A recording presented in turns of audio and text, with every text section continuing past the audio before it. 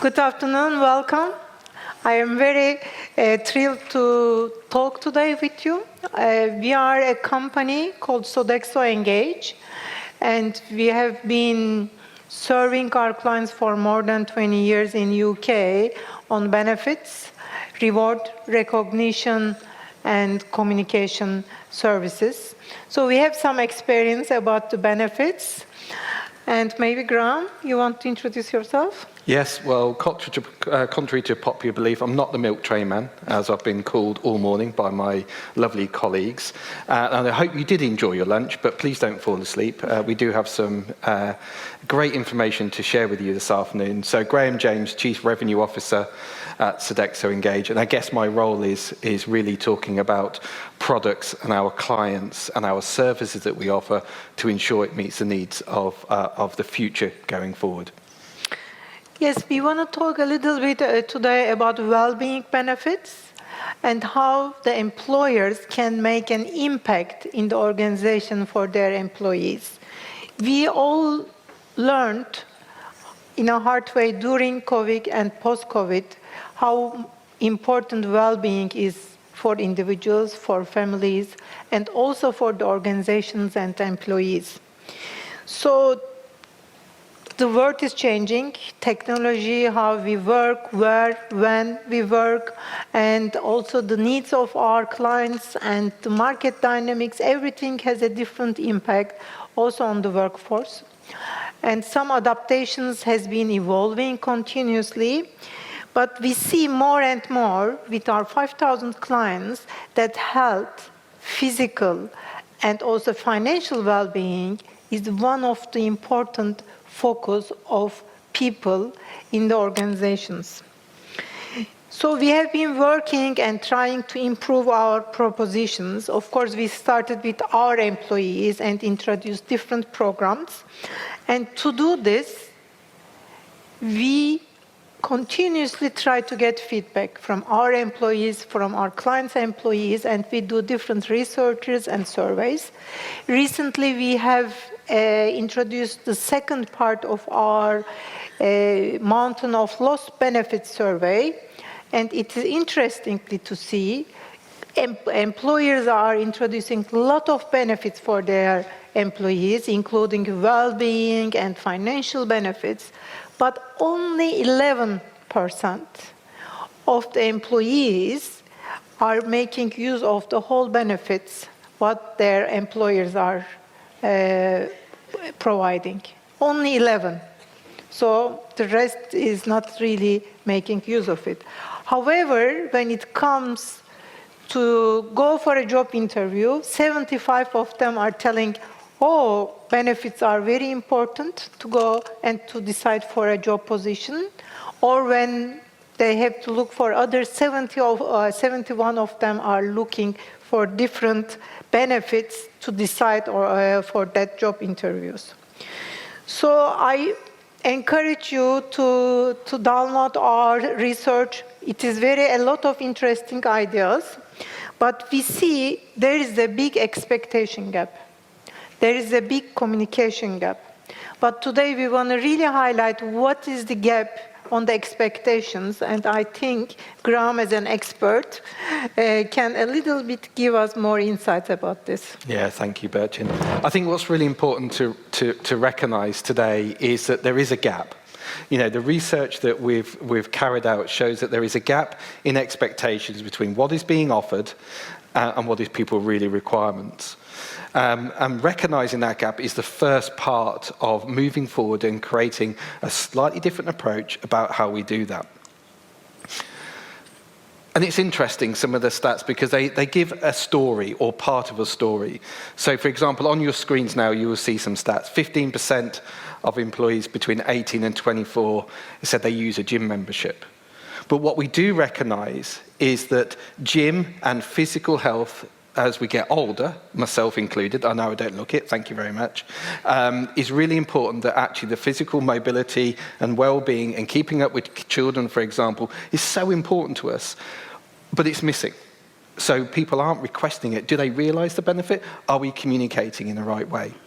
52% of HR professionals talked about mental health as a must-being benefit. And we think and we believe that COVID is past and everything's good and we're all returning to normal. But the impact of COVID, the financial recession that's occurred, has had a major impact. So much so that the requirements from an EAP solution is still growing. People are still needing these services. It's really important we start to use this data to start to develop the way forward. So when everybody's not making full use of the benefits. So these expectations gaps, we need to take a closer look. Are we considering age? Are we considering Ada made a point at the start of Gen Z coming into the organisations, what are they requesting? But also as the workforce grows and multi-generation, and some of us unfortunately working longer than others, it's making sure that we recognise these different age demographics. And how do we support those and recognise these differences? The same when we start to look at gender and the cultural differences. One of the things that's closest to my heart, and I worked with a podcast last year with the Samaritans, talking about male mental health. And yet in the survey is that everybody says mental health is really important, yet many men don't take up that support service. So we see suicide rates going up. The services are there, but are we communicating and are we creating a culture that can have that open dialogue where people can say, I don't feel okay, or I'm struggling with X, Y, or Z? The same when we look at the cultural side of things. Are we creating an inclusive environment? And are we recognizing these differences so that we can support and create that culture? And that improves the diversity, it improves our attraction and talent retention as we move forward into the different organizations. So we see a lot in the data, but the data is only one part of it. We are human beings, we have colleagues, we are families, and the stats play a really important role in this. First of all, we have to recognize there is differences. Okay, there is differences in people's needs as they move through different life stages.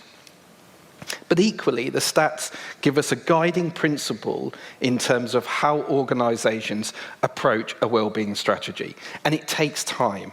Wellbeing strategy isn't something that we suddenly create today and is delivered tomorrow. It takes time to embed. It takes time for the full impact to come through in terms of how we're doing that. So it is really different. But what's really fundamental and what's really key, and part of the key message today, is research. Ask your employees, what is it they want? What is it they need? What are they using? What are they not using? Surveys is a really good way of gathering some data. Creating the ability to have open forums and communications allows this dialogue to happen. If you're creating that culture where people can say, this is what we want, this is what we need, and they don't feel afraid to say, I'm struggling with this, whether that be financial or mental health, for example, then we start to create the right kind of atmosphere in which we can suggest and change and guide the organisation going forward. You are very right. But I remember one thing, when our HR team has introduced a well-being fund specific to be used for yourself, there were several options, and again, some gym, some treatment, and there was one spa option. Yeah. I love it, and I could make use of it. So everybody has different expectations. And it's true. And when we look at what came back and what people were requesting, it was so diverse. Some of the stuff I hadn't even considered about what is people looking at when it comes to relaxation or rest or respite. It was vast, and it really surprised us, which led us to think about more about how we do the research and engagement, because it was huge disparity. Yeah. So I think also one important topic which I can take what you are saying, also many companies we see, including Sodexo, not only UK, globally, we have 400,000 people working for Sodexo. We introduced to our employee engagement survey several well-being questions, happiness index questions, just to understand that part of our employees which are fully linked with the performance, high-performing organizations. And last but not least, the most important, happiness of the employees. So it requires really a structural approach. And well-being hasn't been always the main part of the benefits and of the programs of the HRs in the past. Now it evolved. We see a big, big demand from the market, and we keep improving. But only having benefits, tailor-made benefits, doesn't make it successful. You should really introduce the right HR policies. Leadership should take it and really not should make it a tick box, take it as an ownership and make it a business topic like other business topics. And last not least, communication, making visible all what you are as an employer, providing to your employees well-being with purpose. We do it because we want them just to give it. No, we want them engaged. We want them really work together in a right harmony and healthy environment that everybody can really work in a very efficient way. So we think that the companies should put it in the middle of their business priorities, which we see it more and more. But there should be some fundamentals, I think, to have a successful well-being benefits, right? Absolutely. And the well-being benefits are really well documented in terms of productivity. But what should you include? What should you really look for when you come to implement a well-being strategy? And you're right, communications, Burcin, is such a key part of that. And we forget post-COVID about the different channels that are open to us. Not everybody is in the office every day. We're hybrid, we're remote working. And it's about that constant communications. So again, on your screen there's probably more, but at least the key fundamental 6, 7, 8 options are there for us.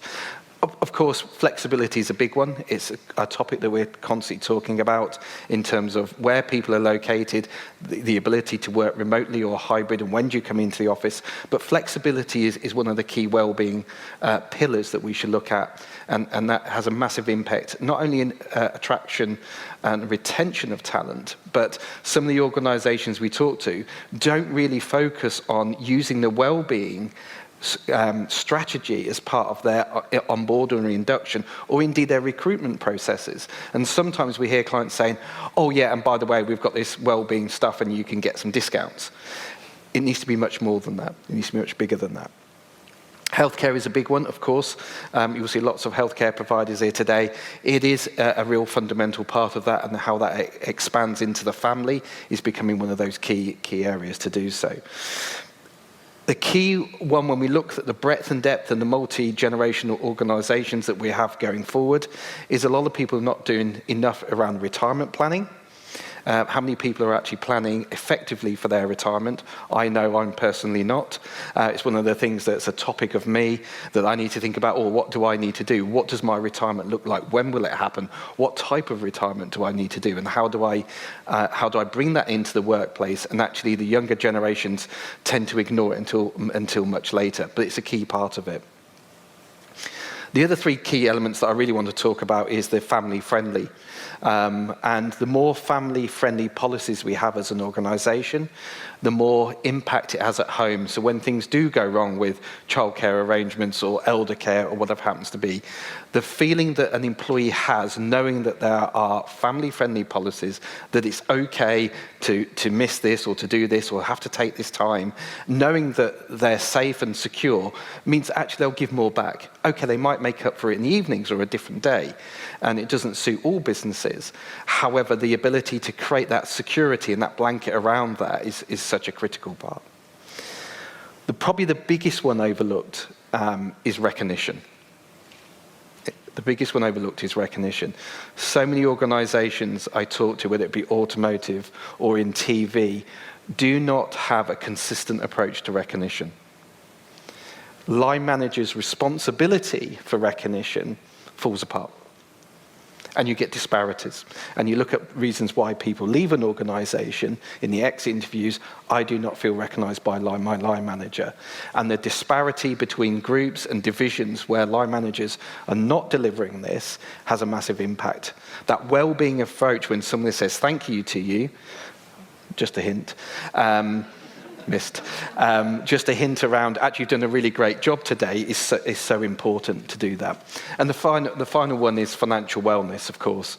And if we look to what's going on at the moment in terms of financial crisis, mortgage rates and rent increases, inflation, how many people do understand the basics of financial well-being? What is an APR rate? What does a loan mean? What are the consequences of taking those wrong decisions? Can have vast impacts in terms of doing that. So they are the key kind of elements to implementing a well-being strategy. And I think, Burcin, a question back to you is that, you know, the ROI is maybe obvious, but what is the true impact of the human value that we create with well-being? Yes, return of investment is always a challenge in the organization, and the CEO and CFO is the bet persons, and HR wants everything, but they do not approve it because ROI is not very strong or something like that. I think when it comes to the employees, really well-being, engagement, we see more and more just one ROI on the number doesn't help, you know. We see this indirect return of investment or benefits, and we see in the data that whatever you do right, because there are time to time also you see resistance because we do introduce some wrong things and the employee doesn't want it, and that is also the case. So if you do it right and they receive it and they really make use of it, then we see the employee engagement, employee loyalty, you know, the attachment to the company makes a big change. It increased, and as a company with 400,000 people, we see it, since we have last 3 years embedded these well-being benefits into our HR fully, we see the absenteeism is really decreasing significantly on each levels of the organization. Vacancies has been improved by 17%, and retention has been improving every year more and more. So when you calculate the ROI from that perspective, there is no question mark anyway. But then you see how the organization is making a difference. The market, the dynamics in the market is very, very competitive. Everybody has to work hard to make a difference, to win in the marketplace. And we need engaged, really efficient workforce who is happy to go along with the company. So I think that is the most important part of it. Yeah, absolutely. And with 2 minutes left to go, I've just been given the look that I often get at home as well. Thank you. With the last 2 minutes, I want to just turn our attention to the future. What does it mean? The key important part about looking forward is that we'll always have workplace challenges, right? Workforce challenges, but those challenges will evolve and they will change. But what is really key is get the fundamentals right, okay? Do your research, do the surveys, find out what people want. Is it right? Is it fit for purpose? Allow it to develop, and get the communications right. And communications is the real kind of key message I want to give. Communicate, communicate, communicate about the benefits that you do have in place. Allow the strategy to develop. It will evolve over a period of time. But as we look towards the future, there are some companies doing some great things. Won't fit all of us, but it is a way of looking at the future.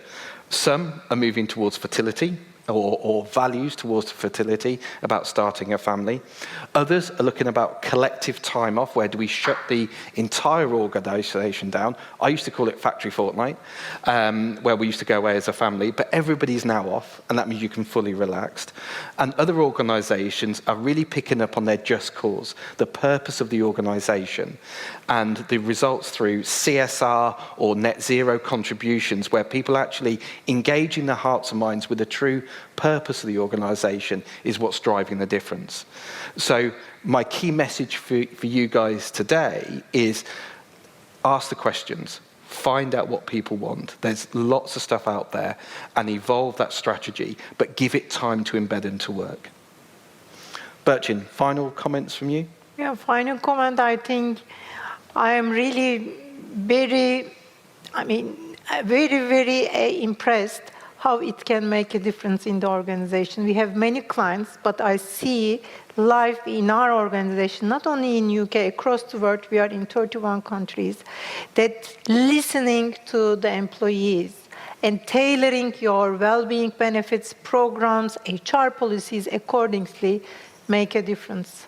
We have to communicate interactively with each other, understand, and take accordingly the right solutions for that. Thank you. Aidan, I'm really sorry, we're probably 46 seconds over, so I do apologise. Well done. Yeah. Graham.